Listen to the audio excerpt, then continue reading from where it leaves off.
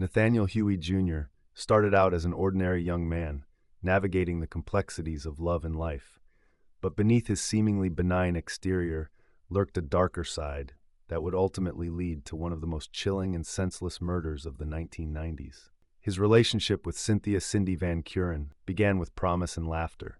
However, as their romance unfolded, Huey's affection morphed into a suffocating obsession that would spiral out of control.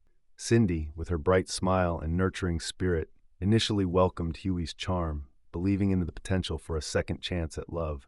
Yet as time passed, his possessiveness began to overshadow the joy they once shared. What started as innocent affection turned into a relentless need for control. His descent into madness marked the beginning of a terrifying chapter that would lead to heartbreak and tragedy. As the story unfolds, the chilling transformation from love to obsession raises the haunting question: how could a relationship that began with such promise devolve into a nightmare, and what price would be paid for the desperate need to hold on? Stay with me as we unravel the real truth. Welcome to Fatal Affairs, a channel solely focused on bringing daily told and untold crime cases on love, betrayal, and revenge. Thanks to all our viewers and subscribers for your unwavering support, and please don't forget to subscribe and hit the notification bell for future updates. We would really appreciate that. Nathaniel Huey Jr. was not always the man who would be remembered for one of the most chilling and senseless murders of the 1990s. Once upon a time, he had been just another young man, living in a quiet corner of America, navigating the ups and downs of relationships, the complications of adulthood, and the everyday struggles that come with them. But beneath the surface, there was a darker side to Huey, a side that would eventually lead to tragedy, heartbreak, and the destruction of multiple lives. In the early 1990s, Huey was dating Cynthia Cindy Van Curen, a woman with a bright smile and a tender heart.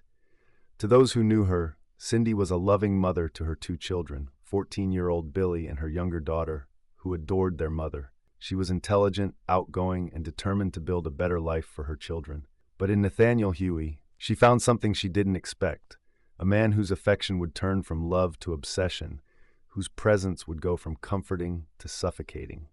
At first, the relationship seemed normal. They laughed together, went out for walks in the park, and shared dreams of a future. Cindy, a woman who believed in second chances, had fallen for Huey's charm. But Huey's affection for Cindy began to shift over time. What had once been love started to twist into possessiveness. Huey began showing up unannounced, texting her incessantly and constantly seeking her approval. Cindy, in the beginning, didn't mind. After all, she had loved him once, and she didn't want to see him hurt.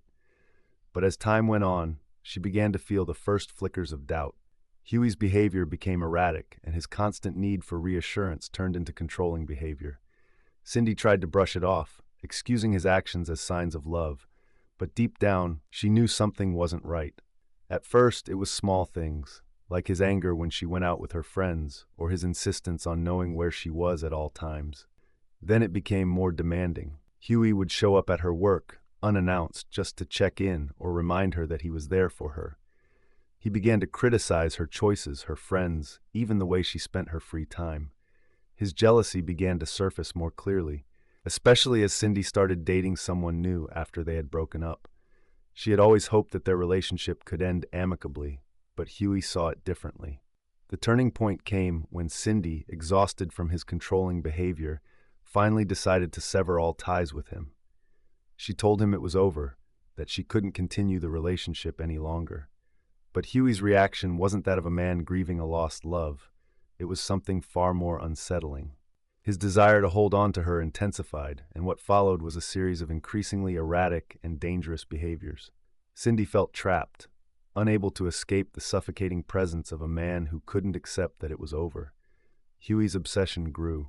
He began calling Cindy relentlessly, showing up at her house at all hours, sending her flowers and writing her letters begging for another chance. His anger intensified with each rejection. He was not just heartbroken. He was furious that she had moved on, furious that someone else could occupy the space in her life that he once had. Huey had convinced himself that he was entitled to her, that she belonged to him, and nothing, not even her happiness with another man, would stand in his way. Cindy, scared but still hopeful that she could defuse the situation, did her best to avoid him. But no matter how hard she tried, Huey seemed to know exactly where she was at all times. He had become a constant, looming shadow in her life. Her every step felt monitored, controlled, as if the very air around her was thick with his presence. She began to realize just how deep his obsession had gone. But Cindy's worst fears were yet to come. She knew that Huey had a temper, but the depth of his rage had yet to fully surface. He had become someone she no longer recognized, a man who would stop at nothing to regain control over her. The tipping point was fast approaching. One final break, one last attempt at escape, and Huey would show her the full extent of his desperation. The day he showed up at her door, uninvited and armed with more than just his anger, was the day Cindy's worst nightmare became a horrifying reality. The man she had once loved, the man who had once promised to care for her, was now a dangerous, possessive figure who would stop at nothing to get what he wanted. It was a warm afternoon in 1996 when Huey finally crossed the line from obsession to violence. Cindy had been doing her best to move on, to live her life without the constant fear of Huey lurking in the shadows, but his presence had become inescapable. For weeks, Cindy had tried to block him out, changing her phone number, avoiding his messages, and keeping her distance as best she could.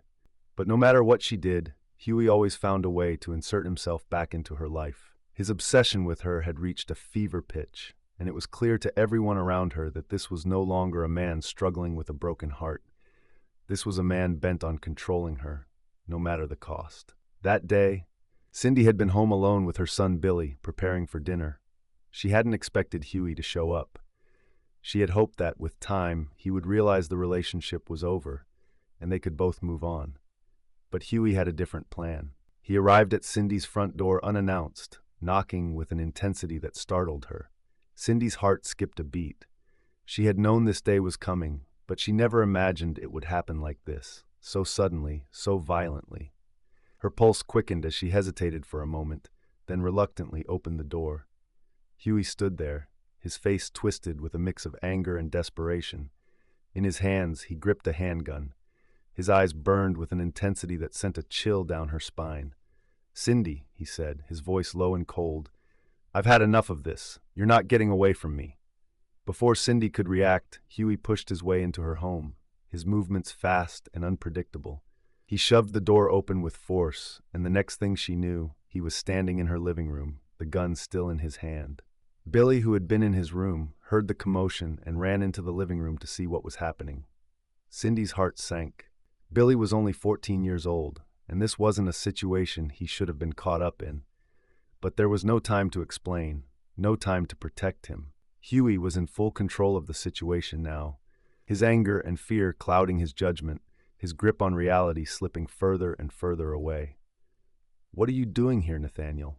Cindy asked, trying to remain calm, her voice shaking but firm. Huey didn't answer. Instead, he walked closer to her, his eyes darting from her to Billy, his hand still clutching the gun. It was as if he had lost all sense of reason, all sense of humanity. The man who had once promised to care for her had vanished, replaced by a stranger with a weapon in hand. "You don't understand, Cindy," Huey muttered, pacing in the small living room. "You don't get it. You belong to me. You're mine. No one else gets to have you." Cindy's heart pounded as she tried to think of what to do next. She tried to reason with him, her words barely escaping her lips. "Nathaniel, please. This isn't you. Just put the gun down and we can talk. I'll help you. We can work through this." But Huey wasn't listening. His obsession with her had taken on a life of its own, and the violence that had always lurked beneath the surface was now fully unleashed. He wasn't there to talk. He was there to make sure Cindy understood that she would never escape him, not even if it meant taking drastic action. Billy, terrified and confused, stood frozen in the doorway. He had never seen this side of Huey before, and the fear that had crept into his heart was evident on his young face. Cindy's only thought in that moment was to protect her son, but there was nothing she could do. Cindy tried to think of a way out, a way to escape the nightmare that was unfolding before her, but there was no escape. Huey was too far gone, and his mind had already made the decision that there was only one way to end this. With a sudden motion, Huey raised the gun. Cindy's scream echoed in the house, but it was too late. Before she could react, before she could shield Billy, Huey fired. The first shot hit her in the chest, sending her crashing to the floor. Billy, still standing in shock, watched as his mother crumpled in front of him, blood pooling around her. Huey's rage hadn't subsided. He fired again, this time at Billy, but the shot missed. Billy, shaken by what he had just witnessed, ran for his life. In that moment, survival instinct kicked in, and he bolted out of the house, terrified, leaving his mother to die.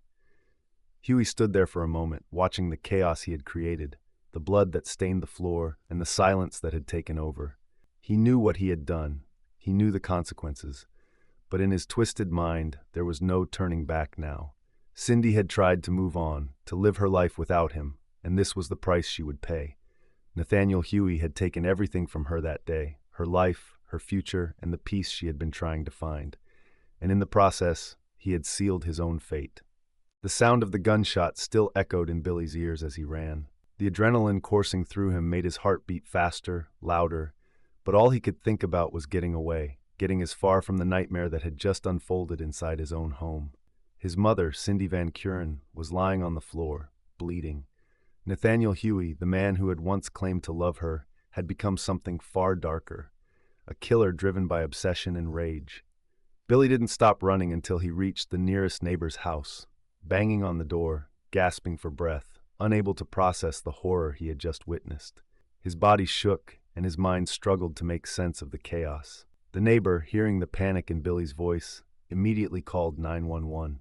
The dispatcher told Billy to stay calm, but the words felt hollow to him. His mind was still reeling from the shock, still processing the fact that his mother was gone, and the man who had done it was out there somewhere. At the same time, inside the Van Kuren home, Huey stood over Cindy's body, staring down at the bloodstains that now marred the floor. His chest heaved, his breath shallow and ragged. What had started as a plan to regain control, to make Cindy understand that she couldn't escape him, had spiraled into something irreversible. He had killed her, and in that moment, something inside him shifted. For a brief second, he might have felt the weight of his actions, the consequences of what he had done. But in the next moment, that feeling was replaced with a cold, calculated resolve. He wasn't done. Not by a long shot. Huey had no intention of letting the authorities capture him, not after everything he had done. He knew they would be coming for him, and he had to act quickly. In the twisted narrative he had created for himself, Cindy's death wasn't the end. It was only the beginning of a larger plan. After making sure Billy had fled the house, Huey left through the back door, slipping into the night. He took Cindy's car, hoping to avoid drawing attention to himself.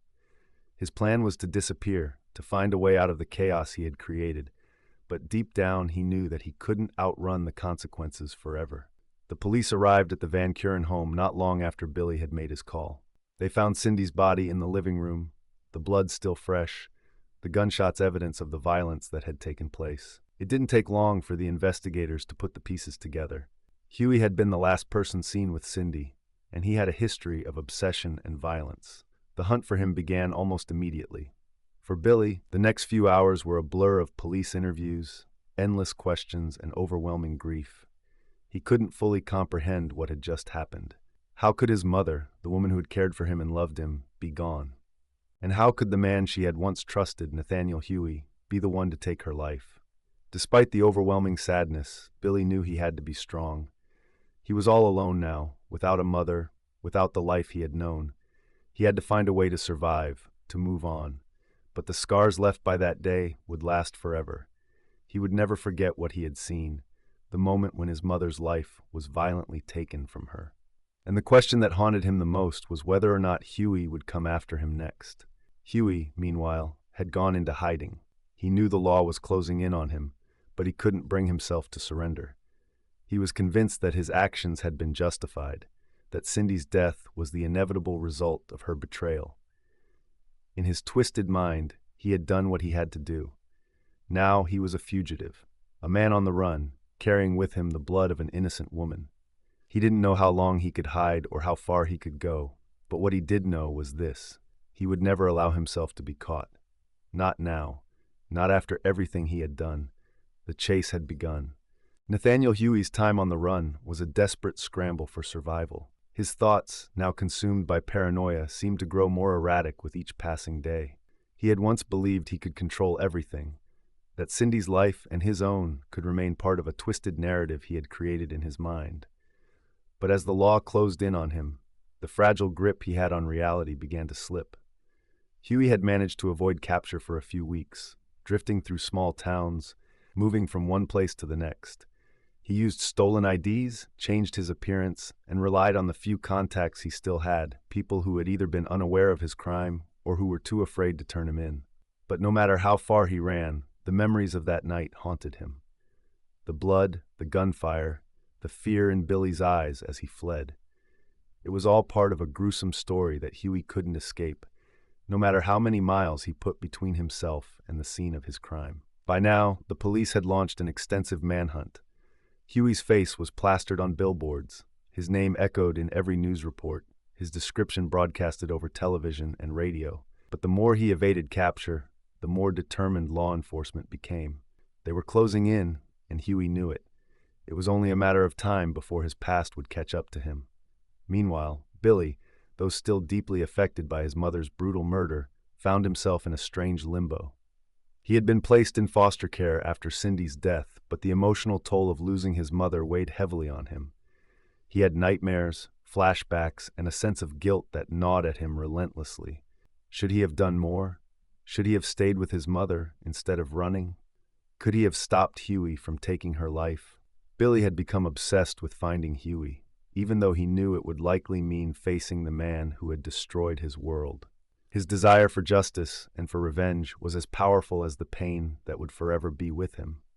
But every time he thought about Huey's face, his thoughts were filled with the image of his mother, her body on the living room floor, blood spreading around her. Billy's world had been irreparably shattered, and Huey was the only thing that stood between him and a sense of closure. As the weeks passed, Huey's situation grew increasingly dire.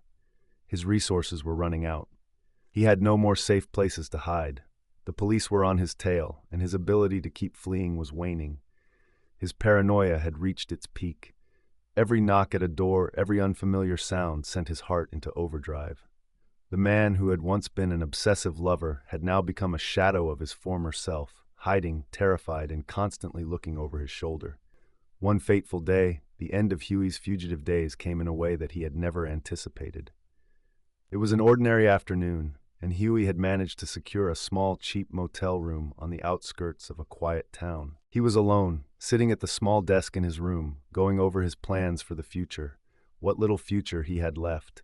He was out of money, out of options, and the walls of the motel room felt like they were closing in on him.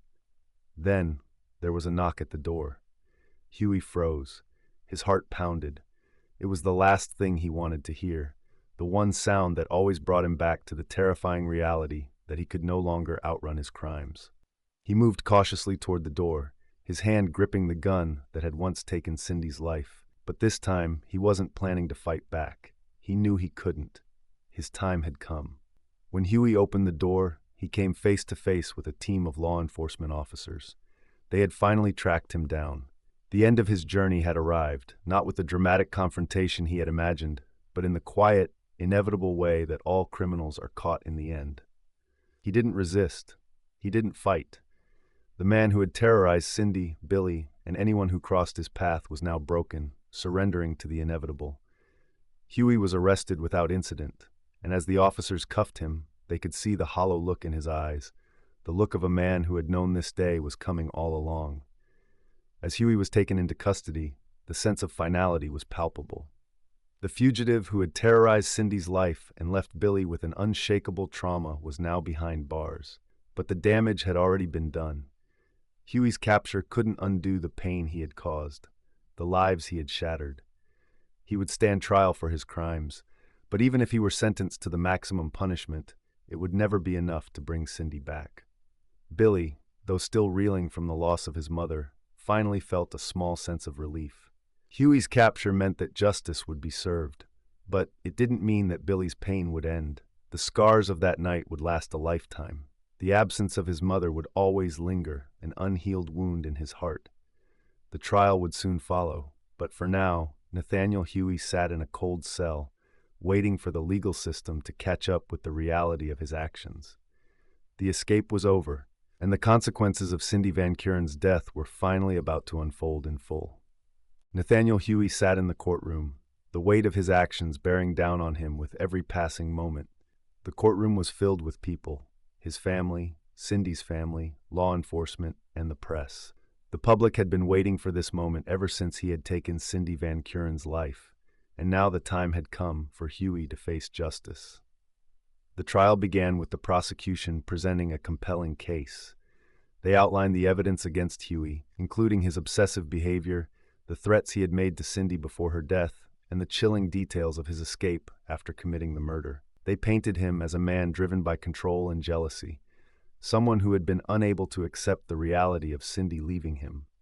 His actions were deliberate, they argued, cold and calculated. The most damning piece of evidence was the testimony of Billy Van Kuren, Cindy's son. Billy, though young, had been a key witness to the aftermath of his mother's murder. He recounted the terrifying moment he had walked into the house and found his mother's lifeless body, the terror he felt as he ran for help. His voice quivered on the stand, but he held nothing back. He described how Huey had terrorized him and his mother for months before the murder, how his obsession had spiraled out of control. Billy's testimony brought the courtroom to silence. The pain he had endured was evident, and the jury could feel the weight of his words. He had lost everything because of Huey's actions. The defense, however, was desperate to paint a different picture. They didn't deny that Huey had killed Cindy, but they argued that it wasn't murder in the traditional sense. They suggested that Huey had acted out of a moment of intense emotional turmoil, that his mind had snapped in the heat of the moment. The defense tried to portray him as a man who had been consumed by grief and love, a man who had loved Cindy so much that he couldn't bear to see her leave him. But it was a hard sell. The prosecution had laid out a clear timeline, and the evidence spoke for itself. Huey's actions were not those of a man grieving the loss of a relationship. They were the actions of a man who believed he had the right to control Cindy's life, to make her stay with him at any cost. The trial continued with expert witnesses, forensic evidence, and more emotional testimony. Huey sat in the defendant's chair, his face often blank, his eyes cold, as if he were trying to block out the truth. But deep down, he knew the verdict was inevitable.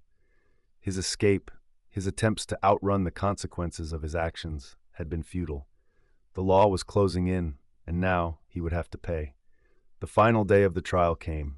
The defense made their closing argument, pleading with the jury to show mercy. They asked for a sentence that would take Huey's mental state into account, one that could allow him to be treated for the emotional turmoil that had driven him to kill.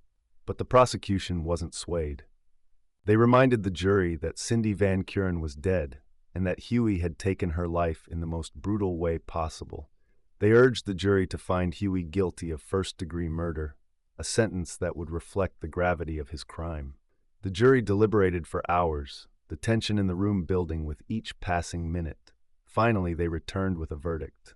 Nathaniel Huey was found guilty of first-degree murder. The room erupted in a mix of relief, anger, and sorrow. Huey's face remained unchanged as the judge handed down the sentence: life in prison without the possibility of parole.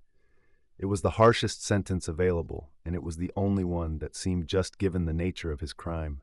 Huey had taken Cindy's life without remorse, and now he would spend the rest of his life behind bars, where he could never harm anyone again.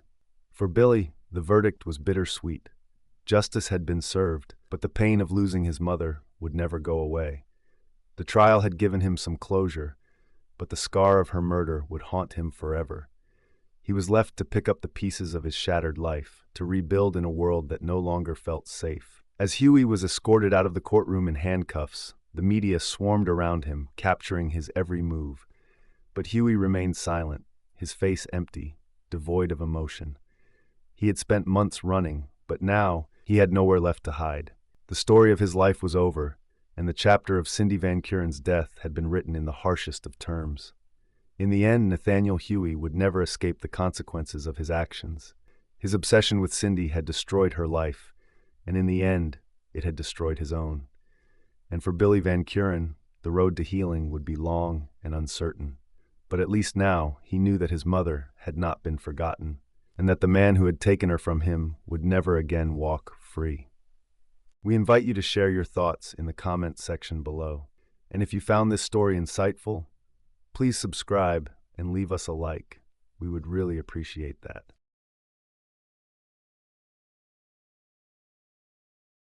In the glittering heart of Dubai, young marketing executive Maya Anderson ascends the heights of luxury and success, only to uncover a dark world underneath. As she navigates a treacherous world of wealth and deceit, her ambition spirals into a nightmare, leading to her tragic disappearance that sparks an investigation that reveals the high cost of ambition. Stay with me as we unravel the real truth. Welcome to Fatal Affairs, a channel solely focused on bringing daily told and untold crime cases on love, betrayal, and revenge. Thanks to all our viewers and subscribers for your unwavering support, and please don't forget to subscribe and hit the notification bell for future updates. We would really appreciate that. Maya Anderson wasn't the kind of person who settled. She never had been. She was born in Los Angeles, California, in a small, unassuming house in the San Fernando Valley. The kind of neighborhood where kids played on cracked sidewalks and parents worked long hours just to keep the lights on. Maya's mother was a nurse, constantly pulling double shifts, while her father, a high school teacher, spent his nights grading papers at the kitchen table. They made ends meet, but barely. Maya saw it all: the stress, the exhaustion, the way her parents carefully calculated every grocery trip, every school expense, and she decided early on that she would never live that way. While other kids were playing outside, Maya was reading. Not just school books, but business magazines, financial reports, interviews with CEOs. She wasn't interested in teenage drama. She wanted to know how people got rich, how they built their empires. Her parents had taught her the value of hard work. Maya? She was learning the value of power. By the time she hit high school, she wasn't just another student. She was the top of her class. Her grades were flawless, her teachers were impressed, and the college recruiters, they took notice. But Maya wasn't just intelligent, she was strategic. When she wasn't studying, she was building connections, befriending professors, attending networking events, joining clubs that put her in the same rooms as people who could help her climb higher. Her parents believed in education, Maya believed in opportunity, and when she was awarded a full-ride scholarship to UCLA's business school, she saw it for what it was: a stepping stone. The first move in a much bigger game. College wasn't just about degrees for Maya. It was a proving ground. From the moment she stepped onto UCLA's campus, she treated it like a business. She wasn't just there to get a diploma, she was there to stand out. While others partied, she networked. While others studied, she built her reputation. While others waited for opportunities, Maya created them. She co-founded a digital marketing club, landed internships with top-tier companies, and published research on luxury brand marketing in the digital age. Her professors were stunned. Industry leaders started paying attention. By the time graduation approached, Maya wasn't sending out resumes. She didn't have to. They were coming to her. And one day, an email arrived, an offer, a job in Dubai, a place where power and wealth weren't just aspirations, they were a way of life, a place where ambition wasn't questioned. It was expected. The company? Al Safar and Partners, one of the most prestigious luxury marketing firms in the world. The kind of place where only the elite were invited. The kind of job that could take Maya from successful to untouchable. And so, without hesitation, she accepted. She packed her bags, and within weeks, she was on a plane, leaving behind everything she knew for a world unlike anything she had ever seen, a world that would welcome her with open arms before swallowing her whole. The moment she landed, she felt it. The air was hot, thick, charged with something indescribable. Dubai wasn't just a city. It was a kingdom of ambition built on sand and oil money, a place where the wealthy played by different rules. The skyline stretched into the heavens, each skyscraper taller than the last, gleaming in the desert sun. The streets were lined with gold-plated supercars, private jets cut through the sky, and the people, they weren't just rich, they were powerful. And for the first time in her life, Maya wasn't an outsider looking in. She was here. She was one of them. From the moment she stepped into Al Safar and Partners, Maya made an impression. She wasn't intimidated. She wasn't hesitant. She owned every room she walked into.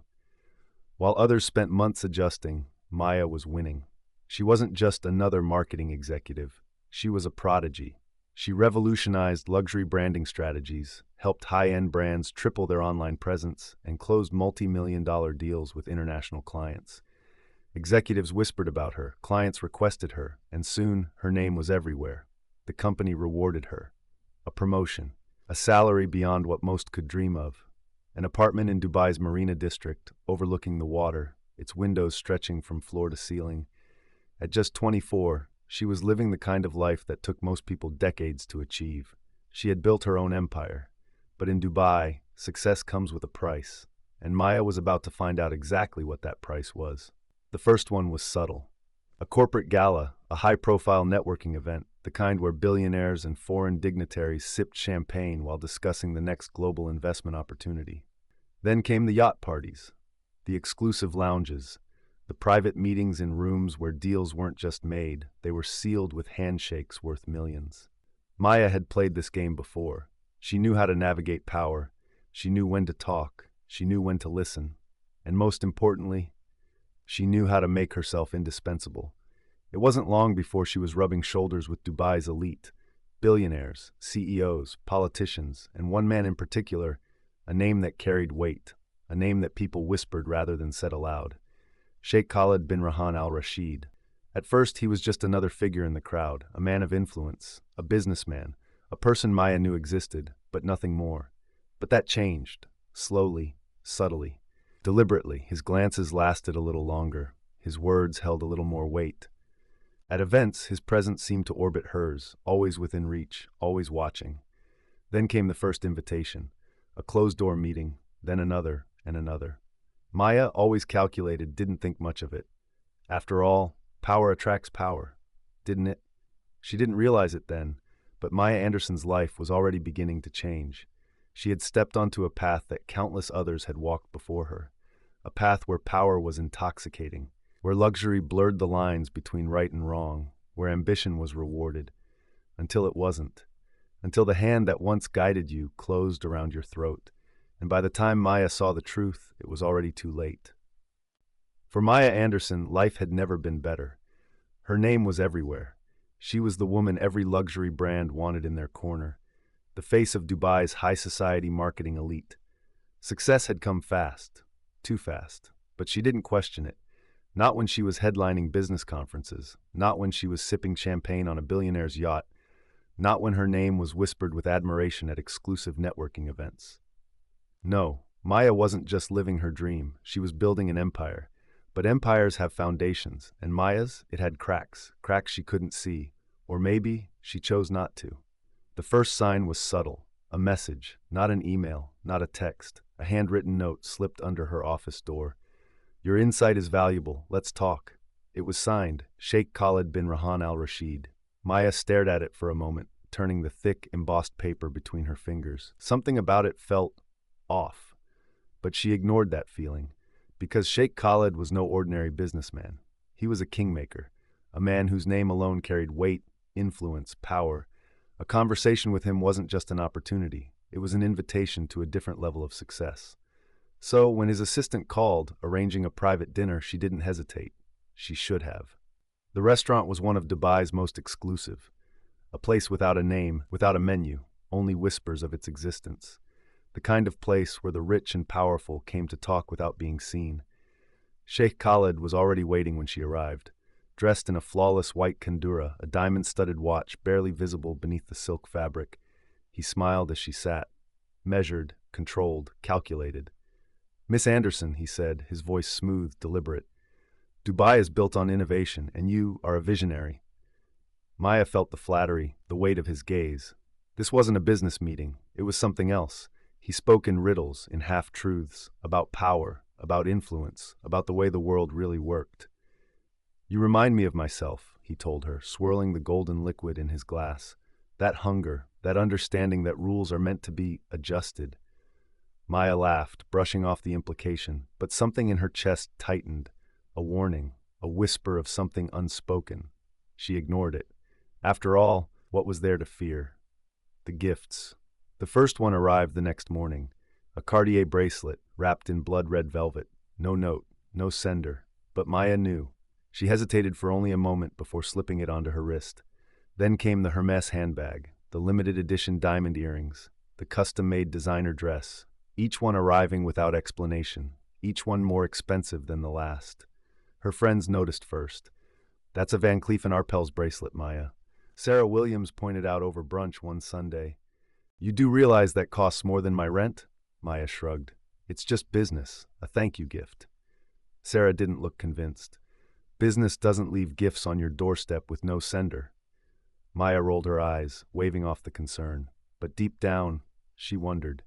Because the truth was she hadn't told anyone about the bracelet. Not her friends, not her coworkers, not even her assistant. So how did Sarah know? Because it seemed everyone was watching. The late-night calls, then came the messages. Short, vague, direct. Are you available this evening? A car will be waiting outside your building. Your presence is requested. Sheikh Khaled never called directly, but his people did. At first, the meetings were business-related. At least that's what she told herself. Private strategy sessions in luxury hotel lounges, exclusive networking events in glass-walled penthouses, intimate gatherings on secluded islands just off the coast. But slowly, the conversations began to change. Less about business, more about trust. Loyalty is everything in Dubai, Miss Anderson, Sheikh Khaled told her one evening, the city lights reflecting in his dark eyes. When you reach a certain level, you don't just work for success. You work to protect it. And what happens if you don't? She asked, half joking. A pause, a smile that didn't reach his eyes. Let's not find out. The isolation Maya's world was shifting, and for the first time she felt it. It started slowly, a canceled lunch with Sarah, then 2, then 3. You're disappearing, Sarah told her one night, frustrated. You don't answer calls, you miss brunch, you're different. Maya laughed, brushing off the concern. I'm just busy, you wouldn't understand. Sarah's face hardened. Wouldn't I? Maya sighed. This is how business works here, Sarah. This is how you move up. It's about relationships, about power. You either play the game or you lose. Or, Sarah said, her voice quiet, you disappear. Maya froze. For a second the world felt too quiet. But then she forced a smile. You're being dramatic. She turned away before she could see the worry in Sarah's eyes. Because deep down, she knew. She knew something was wrong. But ambition is a funny thing. It blinds you. It convinces you that the warnings are just noise, that you're untouchable, that nothing bad will ever happen until it does. And for Maya Anderson, that moment was coming, fast. By early 2022, Maya Anderson was no longer the woman she had been when she first arrived in Dubai. The self-assured, ambitious young executive, the woman who could command boardrooms, turn failing brands into gold, and walk into the most exclusive parties like she belonged, she was fading. Her world had started to shrink. She no longer bragged about her successes to her friends. Her Instagram, once a curated highlight reel of glamorous events, private yachts, and luxury dining, had gone silent. Her messages, short, distant, unread. The Maya Anderson that people knew was slipping away, and what was left was a woman looking over her shoulder. At first it was small things, a shadow where there shouldn't be one, a car parked outside her apartment for too long, a feeling creeping up the back of her neck that someone was watching. She ignored it, at least she tried. But then came the emails. She noticed it one night, late at the office. Her coffee had gone cold, her fingers hovering over the keyboard as she sifted through months of financial data. And then, a notification, a login attempt from an unknown location. Someone had accessed her work files, marketing budgets, client invoices, campaign reports, the kind of data most executives never paid attention to, the kind of data Maya had recently started digging into. She frowned, her fingers tightening around the mouse. It had to be a mistake. It had to be nothing. But something told her it wasn't. Maya changed her passwords. Then she changed them again. Then, just to be safe, she started using an encrypted messaging app, something she had seen whistleblowers use in corporate scandals. She told herself it was just precaution. But then her late-night searches started looking different. No more designer handbags. No more upcoming marketing conferences. Instead, how do offshore accounts work? How to spot fraudulent financial transactions? Signs of corporate money laundering? What protections exist for corporate whistleblowers? She wasn't just being cautious, she was looking for a way out, because by now she had seen enough to know. She wasn't just an executive in a luxury marketing firm. She was a pawn in something far, far bigger. It was a Wednesday night. Maya was in her apartment, sitting cross-legged on the floor, her laptop balanced on her knees. Her screen was filled with spreadsheets, marketing budgets, advertising reports, transaction logs. At first, nothing seemed unusual. Then, she saw it. the numbers. They didn't add up. The invoices for advertising campaigns were too high, way too high. Millions of dollars being spent on social media ads, digital branding, influencer marketing. Except there were no actual ads, no campaigns, no engagement. The transactions were fake, and yet the money was moving, shifting, flowing, passing through shell companies before vanishing into accounts across Switzerland, the Cayman Islands, the British Virgin Islands. At first she felt confused. Then she felt sick, because in that moment she realized she was looking at the financial architecture of a money laundering empire, and her name, it was all over the documents. She slammed her laptop shut. Her heart was pounding. This wasn't a theory. It wasn't a mistake. It was real. Maya had unknowingly been part of a billion-dollar crime network. For months, she had been signing off on budgets, approving marketing strategies, never realizing she was legitimizing a financial web of corruption, and now she was trapped in it.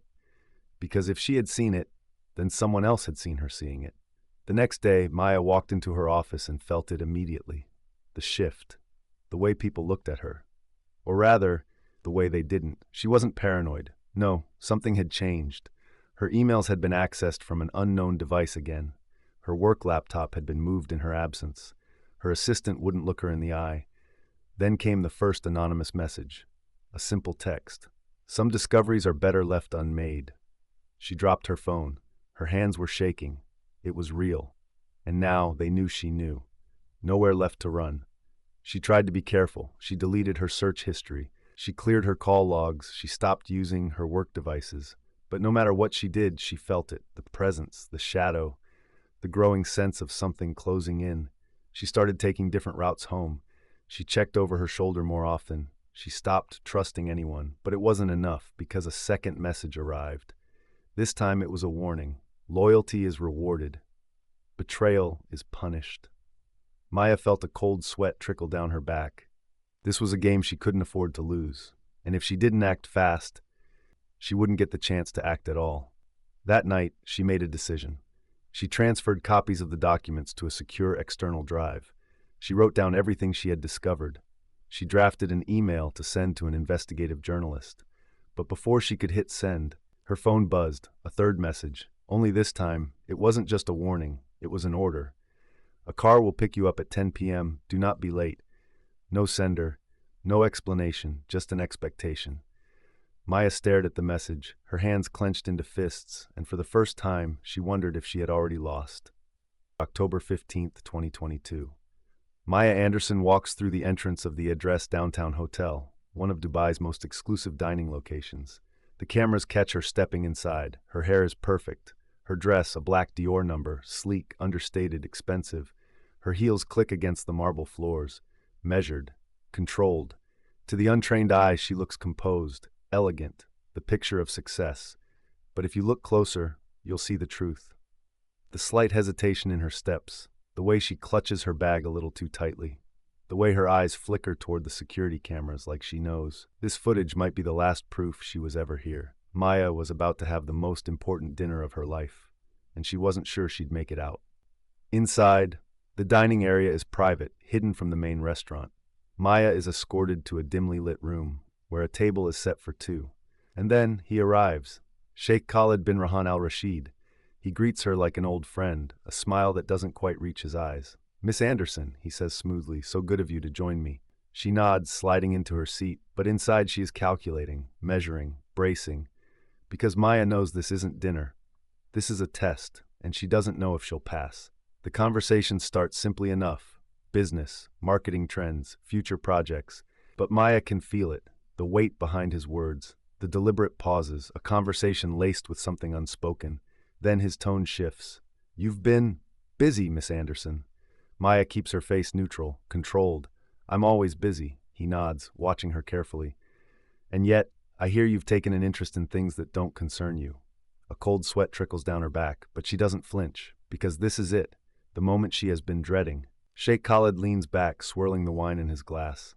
"Dubai is a city of opportunity," he says slowly, "but it is also a city of rules." Maya swallows. She knows what this means. This is the offer, the choice. Fall in line or disappear. She lifts her chin, forcing a polite smile. "I appreciate the advice."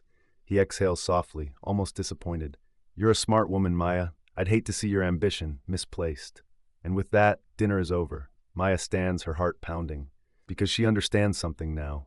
This isn't just a warning, it's a final chance, and she just turned it down. At 10:12 p.m., Maya sits in the back of a black luxury sedan staring down at her phone. Her fingers hover over the screen.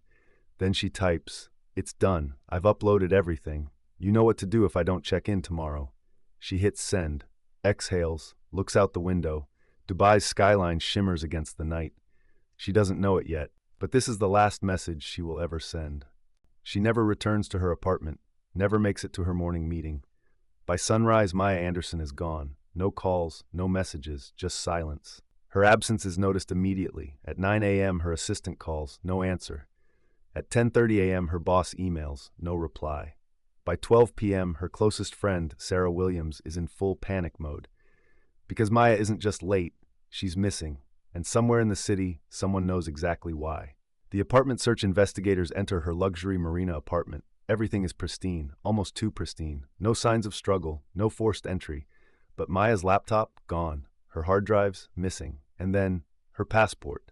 Not stolen, not hidden, just moved. Sitting on the kitchen counter, placed there. Deliberately. Like someone wanted the police to see it. Like someone wanted them to think she had left voluntarily. But her friends knew better. Maya wouldn't run. She was taken. And now, she was either dead or being silenced. The questions no one wants to answer. The whispers begin. Theories spread. The media catches wind of the story. A rising star executive in the world of luxury marketing, gone without a trace. Some say she got too close to powerful men. Others say she knew something she wasn't supposed to. And then, the most chilling theory of all. What if Maya wasn't just missing? What if she had uncovered something so dangerous that the only way to stop her was to erase her completely?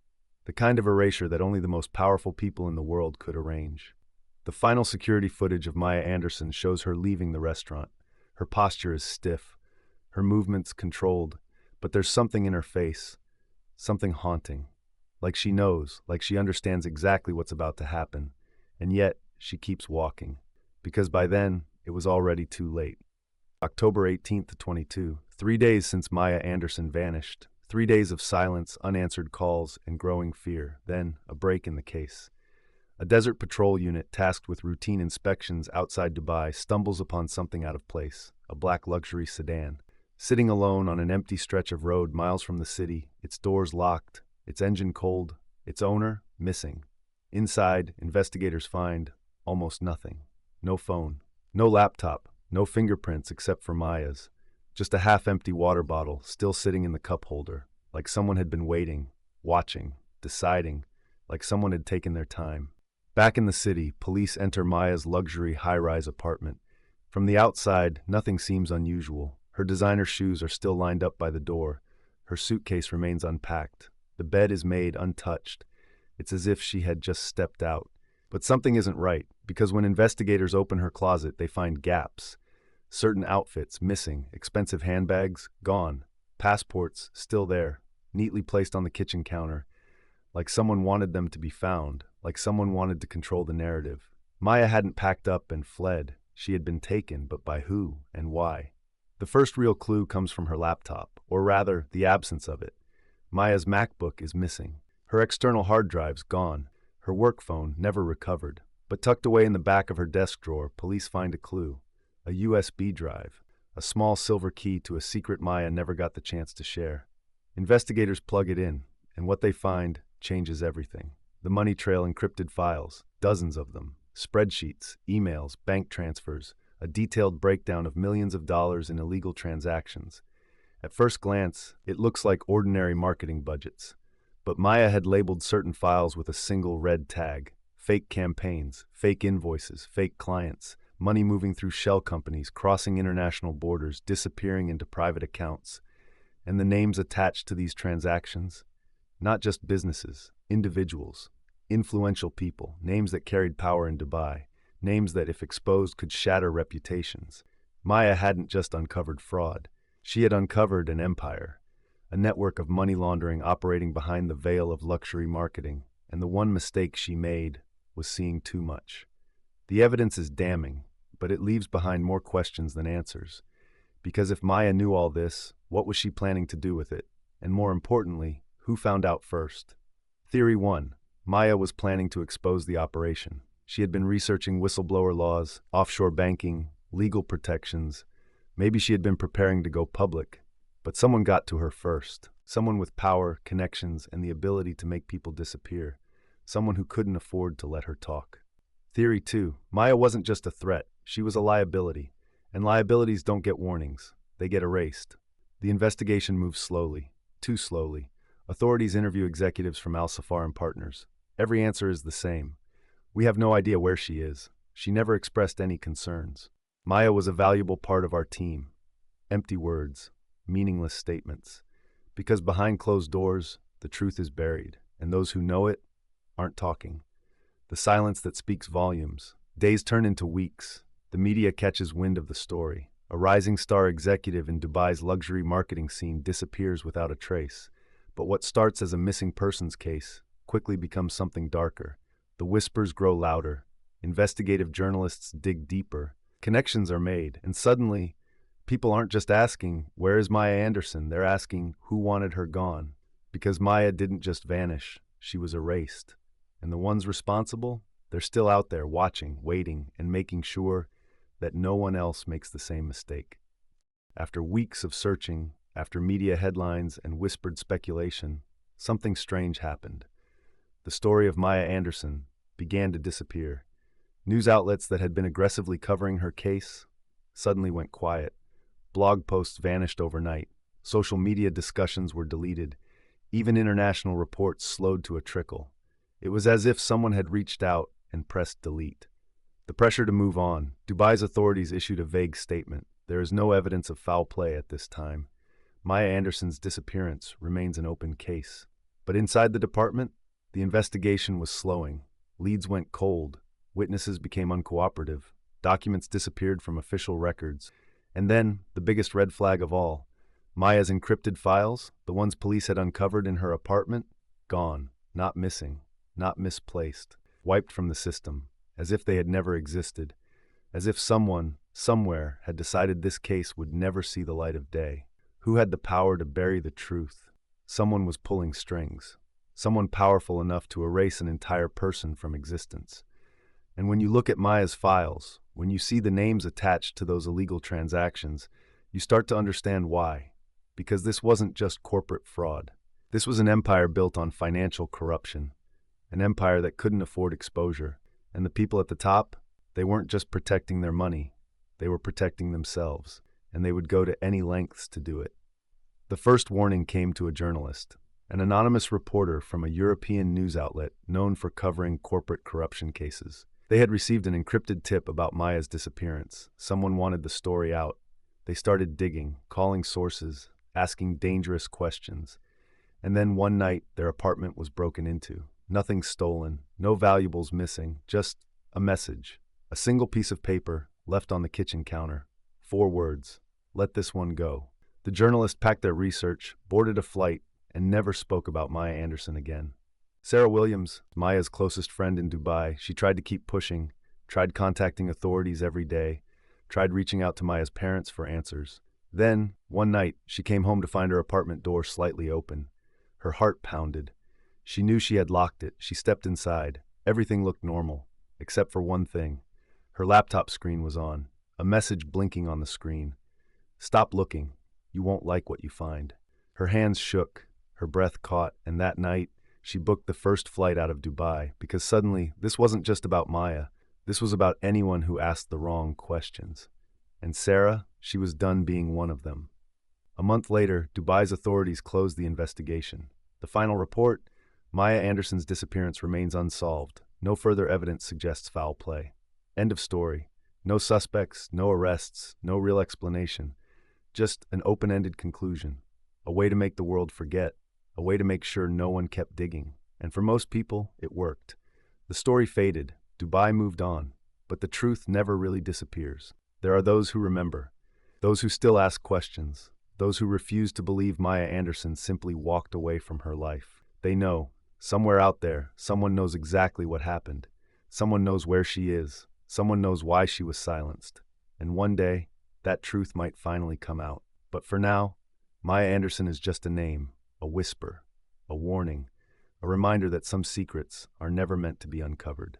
Maya Anderson, a name that once meant ambition, success, and power, a woman who had everything, prestige, wealth, influence, and then in the blink of an eye, she was gone. A disappearance with no answers, a case with no justice, a truth buried beneath luxury, secrecy, and power. But even in the absence of evidence, her name refuses to fade, because Maya's story isn't over, not yet. Even today, pieces of her life remain scattered, unanswered questions, vanished files. A missing woman whose last words hinted at something bigger. Her final text message, "It's done. I've uploaded everything." Uploaded where? To who? What was in those final files? And most importantly, did someone out there still have them? If they did, why hadn't they come forward? Though the official investigation has gone cold, Maya's case still lingers in the shadows. There are whispers, journalists still looking, whistleblowers too afraid to speak, financial analysts who have quietly pointed out discrepancies in certain offshore accounts linked to the very companies Maya had been investigating. Every so often, a rumor surfaces, a supposed sighting in Istanbul, a claim that she fled with a new identity, a theory that she's being held somewhere, a prisoner of the very people she tried to expose. But the truth, no one really knows, because the people who do know aren't talking. Back in Los Angeles, the Anderson family still waits. A mother who wakes up every morning half expecting a call that will never come. A father who still checks the news, hoping for a headline that brings her back. They have no body, no funeral, no way to mourn a daughter who simply vanished. Instead, they have a missing persons case that will never be solved. A daughter whose last known location was a restaurant in a city half a world away. And a single question that haunts them every day. Did she suffer, or was it quick? Was she given a chance to run, or was her fate sealed before she even left that final dinner? The silence is what hurts the most.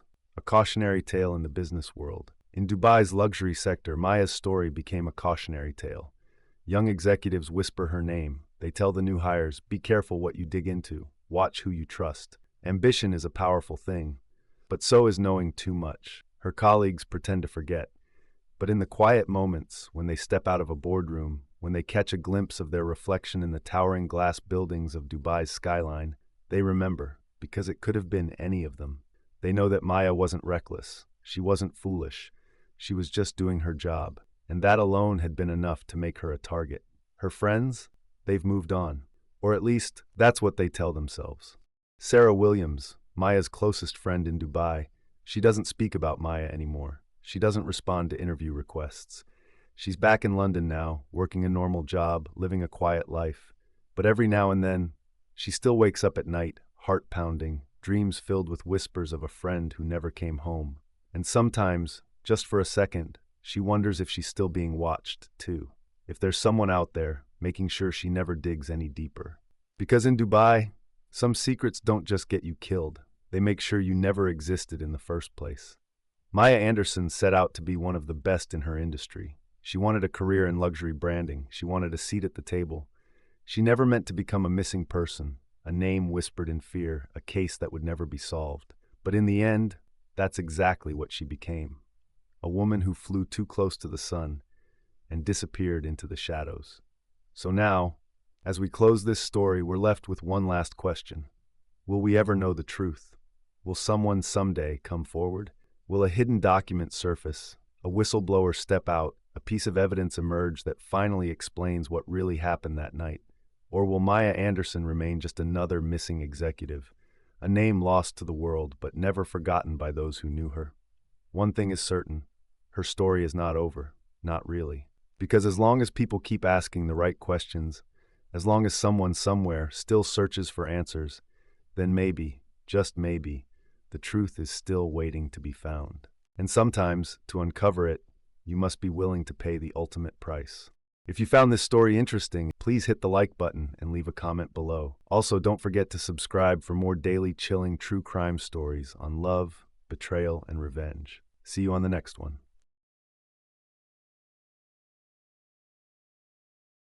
In a quiet suburban home, a mother's love and devotion for her daughter collide with a betrayal so dark it shatters the foundation of everything she once held dear. What happens when the person you trusted most becomes your greatest threat? This is the chilling story of a mother who went to unimaginable lengths to protect her child from the unthinkable. Stay with me as we unravel the real truth. Welcome to Fatal Affairs, a channel solely focused on bringing daily told and untold crime cases on love, betrayal, and revenge. Thanks to all our viewers and subscribers for your unwavering support, and please don't forget to subscribe and hit the notification bell for future updates. We would really appreciate that.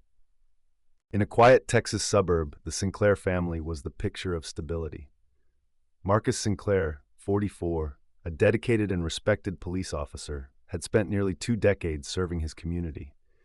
Known for his integrity and commitment to justice, Marcus was viewed by neighbors, friends, and colleagues as a rock, someone whose dedication to protecting the public made him a pillar of the community. His wife, Catherine Sinclair, 40, was a devoted homemaker. She skillfully managed their home and the demands of her husband's high-pressure job, all while giving their only child, Lila, the love and attention she needed. Lila, a 13-year-old with a developmental disorder, had always been the center of Catherine's world. Diagnosed with intellectual developmental disorder, Lila's emotional and cognitive development were far behind her peers. She lived in a world of routine and structure, things that Catherine made sure were firmly in place to help Lila navigate life. Despite her challenges, Lila's vibrant imagination set her apart. Her drawings and stories were filled with innocent joy, offering a window into her unique and often misunderstood perspective on the world. The Sinclairs were admired by everyone who knew them. They were seen as the ideal family, Marcus, a steadfast protector, and Catherine, a loving mother who kept everything in balance. The love and unity they shared seemed to radiate outward, making them the envy of their neighbors. But beneath the surface of this seemingly perfect family, something was beginning to stir. For months, Catherine had noticed subtle changes in Marcus. At first, they seemed insignificant, little quirks or habits that could easily be brushed off. Marcus had always been a man of few words, someone whose quiet presence had never bothered her. But recently, there was an edge to his silence, something that felt unsettling. He became increasingly distant, both physically and emotionally. His absences from home grew longer and more frequent, often without explanation. When he was home, he seemed distracted, his thoughts elsewhere. Catherine initially attributed these changes to the pressures of Marcus's job. Police work was demanding, and she knew the toll it could take on a person. But as the weeks passed, Catherine's unease deepened. Her once steady and reliable husband was becoming a stranger, and no matter how hard she tried to convince herself it was just stress, something didn't feel right. She had always been the glue that held the family together, but now she could feel the cracks starting to show. Little did Catherine know, the changes she was noticing were merely a reflection of a much darker truth, one that would shake their family to its core. Marcus, the man she had loved and trusted for so long, was harboring a secret so horrifying that it would unravel their entire world. The more time passed, the more unsettling Marcus's behavior became. His presence around Lila, once warm and protective, began to feel strangely uncomfortable to Catherine. He started spending more time at home, which at first seemed like a welcome break from his high-pressure job. But it quickly became clear that something was wrong. Marcus's visits to Lila's room increased, and when he lingered near her door, Catherine couldn't shake the feeling that he was watching her daughter a little too closely. His glances, once casual and fatherly, now seemed filled with a strange intensity. He would knock on Lila's door, often entering without reason, and Catherine noticed that his voice had become unnervingly soft when speaking to her. His interactions with Lila felt too intimate, almost as if he was trying to hide something. The small, subtle behaviors slowly began to form a disturbing picture in Catherine's mind, one that she couldn't ignore any longer. One night, as Catherine was heading to bed, she passed Lila's room and overheard a conversation. The sound of Marcus's voice, low and insistent, sent a chill down her spine. "I told you not to talk about this, Lila," he said in a hushed tone. "It's our little secret, remember?" Catherine froze in the hallway, her heart suddenly racing in her chest. Lila's voice, innocent and confused, responded softly, "Okay, Daddy." Those words were so innocent, yet they felt like a punch to Catherine's gut. What secret could they possibly be hiding? And why was Marcus so desperate to keep it that way? Catherine's mind reeled. Could she be overreacting? Was she imagining things? She tried to shake the unease that gnawed at her insides, but deep down she knew there was something deeply wrong. She couldn't ignore the signs any longer, no matter how much she wished it wasn't true. The next day, while doing laundry, Catherine found something that made her heart drop. She was sorting through Marcus's uniforms when a small bottle of lavender lotion fell from one of the pockets. It was a brand she immediately recognized, a comforting scent that Lila had loved for years. It wasn't just any bottle. It was the same one Catherine had bought for Lila only a few weeks ago, the one she kept in her daughter's dresser. The implications hit Catherine like a tidal wave. Why would Marcus have taken Lila's lotion? Why was it in his pocket? Her hands trembled as she held the small bottle in her grip. Catherine stood there for a long time, trying to make sense of what she had just found. Could it be a mistake? Could she have misunderstood? But deep down, she knew the answer. The secret was no longer something she could ignore. That night, Catherine lay awake in bed, her mind spinning with possibilities. She couldn't sleep, not with the weight of the growing terror sitting heavily on her chest. Marcus's behavior, the secret conversations, the lotion, it was all pointing toward something too horrifying to fathom. But she had to know the truth. She couldn't let it go. She promised herself that she would uncover the truth, no matter the cost, no matter how terrifying it might be. The night that Catherine had been dreading finally arrived. She woke to find the other side of the bed empty. At first, she thought little of it. Marcus often had restless nights, especially given the stress of his job as a police officer. But as the minutes ticked by and he didn't return, a creeping unease settled in her chest. Something felt off, and she couldn't shake the feeling that something was happening right under her roof. Unable to ignore the gnawing feeling any longer, Catherine got up quietly, slipping her robe over her shoulders. She moved through the quiet house, her footsteps soundless against the hardwood floor. The soft moonlight streamed through the windows, casting long shadows along the hallway. Everything seemed still, too still, as if the house itself was holding its breath. But as she approached Lila's room, faint sounds drifted down the hall. Soft, indistinct murmurs. Her heart skipped a beat. At first, she thought it might have been the wind, or perhaps Lila's restless shifting in her sleep. But as she listened more closely, the soft sounds became clearer. She could hear Marcus's voice, low, comforting, but far too intimate. Catherine froze in her tracks, her heart pounding in her chest. The soft murmurs continued, and Catherine's instincts screamed at her. This wasn't right. She took a step toward the door, the floorboards creaking loudly underfoot. Every fiber of her being screamed for her to stop, to turn around, but she couldn't. She had to know what was happening in her own home. She needed to understand. As she reached the door, she hesitated, her hand hovering over the knob. She swallowed hard, her mind racing with fear and disbelief. She couldn't bring herself to open the door fully. Instead, she pushed it open just enough to catch a glimpse inside. What she saw shattered her entire world. Marcus was in Lila's bed, lying beside their 13-year-old daughter, his hand resting too intimately on her arm. Lila, blissfully unaware of the gravity of the situation, looked confused and vulnerable, her wide, innocent eyes staring up at her mother in uncomprehending fear. Catherine's breath caught in her throat as the world around her seemed to collapse. Her heart hammered in her chest, and for a moment, time seemed to stand still. The room around her blurred, her entire being focused only on the horrific scene before her. Marcus, the man she had loved, trusted, and built a family with, was in bed with their daughter, her baby. The man she had called her partner was now her greatest betrayer. Catherine stood frozen in the doorway for what felt like an eternity, her mind reeling, unable to comprehend the nightmare unfolding in front of her. When she finally found her voice, it came out in a scream, raw and filled with disbelief. "What the hell are you doing?" Her voice cracked with fury and shock, the weight of the moment crashing down on her like a wave. Marcus jumped, his eyes wide with panic. He scrambled to cover up, quickly pulling away from Lila. He stammered, struggling to find an explanation that could undo what Catherine had just seen. "Catherine, please," he began, his voice shaking. "It's not what it looks like." But Catherine didn't listen. She stepped forward, her heart pounding in her chest, and immediately moved to shield Lila, who instinctively curled into her mother's arms. Catherine's maternal instincts surged to the forefront, overriding her shock and fear. She pressed Lila against her chest protectively, glaring at Marcus as if she had never seen him before. "What is wrong with you?" she shouted, her voice rising with each word. "How could you do this? How could you betray our daughter like this?" Marcus, his face a mix of panic and shame, stammered more excuses, his words growing increasingly hollow. "Catherine, listen to me. You don't understand. It's been stressful. Stress?"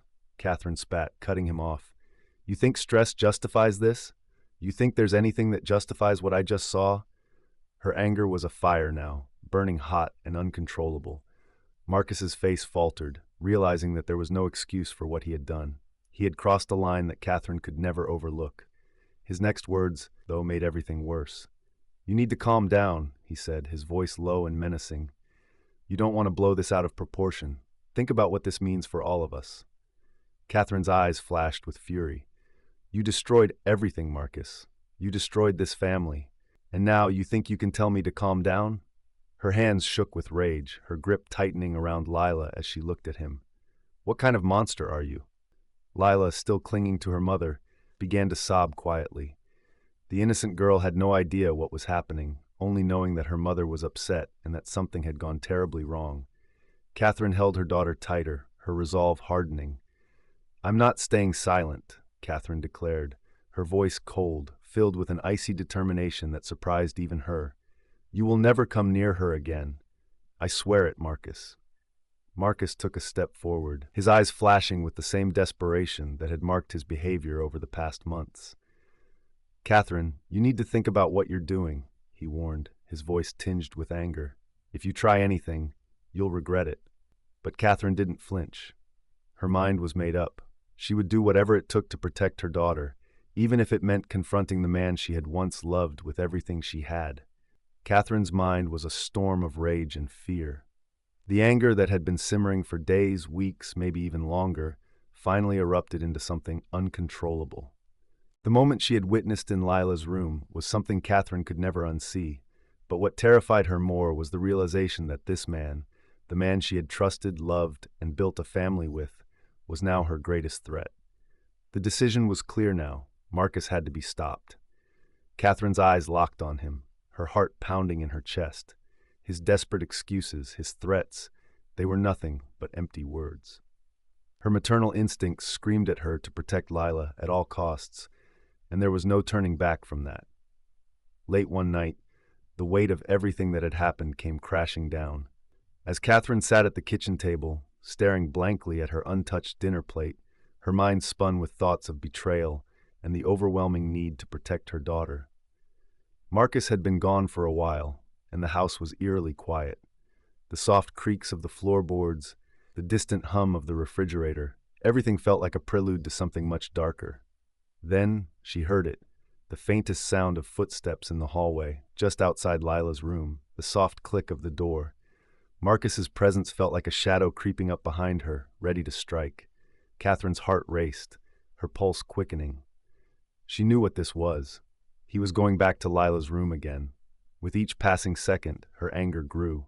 This wasn't just the anger of a betrayed wife. This was a mother who had seen enough, who had been pushed to the edge. She couldn't just sit back and let him continue. Catherine stood up without thinking, her body moving on instinct. She walked silently down the hall, her hand tightening around the cold metal of the gun hidden in the drawer. The weight of it was heavy in her grip, but it felt like the only thing in the world that mattered. It was the only way she could protect Lila, and if that meant facing Marcus head-on, then so be it. As she approached Lila's room, she saw him standing outside the door, his hand resting on the doorknob. A chill ran down her spine as the sight confirmed what she already knew. He was about to cross a line, and this time Catherine wasn't going to let him. "Marcus," she called softly, her voice eerily calm. He turned, startled to see her standing there with the gun in her hand. He raised his hands in mock surrender, but there was a glint of fear in his eyes now. "Catherine, please, put the gun down," he said, his voice shaking. "Let's talk about this."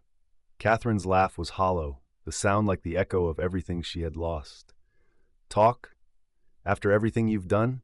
You think there's anything left to say?" Her voice was sharp, her gaze unwavering as she aimed the gun at him. She could feel the cold steel in her hand, and with every passing second, it became easier to hold steady. Marcus took a cautious step toward her, his voice shifting to something more dangerous. "You don't want to do this. Think about what you're doing, Catherine. You have no idea what you're getting yourself into." Catherine's grip on the gun tightened, her resolve hardening with every word he said. "I know exactly what I'm doing, Marcus. You destroyed our family. You destroyed her." Her eyes were cold, unflinching. "And now, I'm going to make sure you never touch her again." Marcus lunged forward in a desperate attempt to overpower her, but Catherine was faster. She fired the gun once, the sound of the shot deafening as it echoed down the hallway. The bullet struck Marcus in the shoulder, sending him stumbling backward into the hallway wall with a painful grunt. But Catherine didn't stop. She wasn't done. Her rage had reached a boiling point, and nothing was going to stop her now. The second shot rang out, and the next, and the next. Bang, bang, bang. Each shot was a release of pain, of anger, of everything she had held back for so long. With each bullet, her grip on reality loosened, her mind consumed by the need to protect Lila, to put an end to the nightmare she had been living. Marcus collapsed to the floor, his body jerking with each shot. The blood pooled beneath him, staining the hardwood floor a deep crimson. Catherine stood over him, breathing heavily, her chest rising and falling as she tried to process what she had just done. But it didn't matter. In that moment, all that mattered was that Lila was safe. The house, once filled with warmth and love, was now silent, except for the sound of Catherine's ragged breathing. The weight of what had just happened pressed down on her like a physical force. She walked to Lila's room, her mind still spinning. Lila was sitting on her bed, her wide eyes filled with confusion and fear. The innocent girl couldn't understand what had just happened, but she could feel the tension, the change in the air. Catherine walked in slowly, her face an unreadable mask of emotion. She knelt beside her daughter, pulling her into her arms, holding her tight. "It's over, baby," she whispered, tears streaming down her face. "He can't hurt you anymore." But as she looked into Lila's frightened eyes, a new wave of despair hit her. What kind of life would Lila have now? What kind of judgment and cruelty would she face, knowing what had happened? Catherine's heart twisted painfully as she held her daughter close, trying to reassure her. But the truth was, Catherine wasn't sure what to do next. She wasn't sure what life would look like for them now. The only thing she was sure of was that she had done what she had to do to protect Lila, and for that, she would pay the price. The minutes that followed were like a blur for Catherine. She stood there in Lila's room, holding her daughter close, the weight of the gun still heavy in her trembling hands. The smell of gunpowder filled the air, and the cold silence of the house was suffocating. Outside, the world seemed to go on as usual, blissfully unaware of the storm that had just torn through the Sinclair family. Inside, though, everything had changed, forever. Catherine didn't know what to do next. Her mind was numb, her body moving on autopilot as she tried to process what she had done. The adrenaline had started to wear off, leaving behind an overwhelming sense of exhaustion and disbelief. But even through the shock, one thing was clear: she had protected Lila. That was all that mattered now. Catherine turned toward the hallway, her gaze falling on Marcus's motionless body. He was no longer the man she had married, no longer the man she had trusted to protect her and their family. The thought of him, of what he had done, pushed her to the breaking point. She had taken a life, but in that moment, it felt like the only choice she had left. She walked to the living room, her hands still shaking. Her eyes were blurry with tears, but she had no more words to say. She couldn't keep running from the truth. She had already crossed a line from which there was no return. Then, the sound of sirens reached her ears. They were distant at first, but they grew louder, and soon the flashing blue and red lights illuminated the windows. Catherine knew what was coming, but she didn't resist. There was nothing left to say. The police would arrive soon, and everything she had tried to keep hidden, everything she had tried to protect, would be exposed. A knock at the door echoed through the house, followed by the sound of officers entering. Catherine remained still, her body frozen in place. She couldn't move. She couldn't hide from what she had done. When the officers found her, they didn't hesitate. They carefully approached her, their hands resting on their holsters, scanning the room for any threats. Catherine didn't look at them. She kept her eyes focused on the ground, her mind still reeling. It was only when one of the officers spoke that she finally looked up. "Ma'am, are you all right?" The officer asked gently. Catherine's voice was eerily calm as she replied, "I did it. I killed him." The words hung heavy in the air, and for a moment the officers stood in stunned silence. They had expected something. They just hadn't been prepared for this. "I killed them both," Catherine added, her voice quiet but unwavering. "Marcus and Lila." The officers exchanged glances, their eyes shifting between the woman who had just confessed to the unthinkable and the scene of the crime behind her. In the hallway, Marcus's body lay sprawled, the blood pooling beneath him, while in Lila's room, the girl who had once filled the house with laughter and creativity was now gone. The weight of the tragedy that had unfolded in these walls was almost too much to bear. Catherine was arrested without resistance. She didn't fight it. She didn't make excuses. She knew what she had done. But inside, a storm raged. Lila was gone. Marcus was gone. Her family, the life she had built, had been torn apart beyond repair, and all she had left was the memory of a mother who did what she thought was best to protect her daughter. As the police led Catherine away, she couldn't bring herself to look back at the house. It was no longer the home she had fought so hard to build. It was a tomb now, a monument to the devastating cost of secrets, betrayal, and rage. Catherine knew that no matter what happened next, her life would never be the same. If you found this story interesting, please hit the like button and leave a comment below. Also, don't forget to subscribe for more daily chilling true crime stories on love, betrayal, and revenge. See you on the next one.